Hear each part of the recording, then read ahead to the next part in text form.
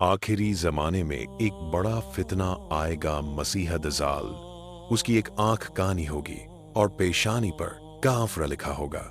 दजाल लोगों को जन्नत और दोजक का धोखा देगा। पानी और रोटी के जादू से भूखे और प्यासे लोग गुमराह होंगे। वो मरे हुए लोगों को जिंदा दिखाएगा और जमीन के खजाने दिखाएगा। दुनिया के ज्यादातर लोग उसके जाल में फंसेंगे सिवाय मक्का और मदीना के। इसके पहले 3 दिन अलग समय के हिसाब से गुजरेंगे। पहला दिन साल जितना, दूसरा दिन महीना जितना, तीसरा दिन हफ्ता जितना।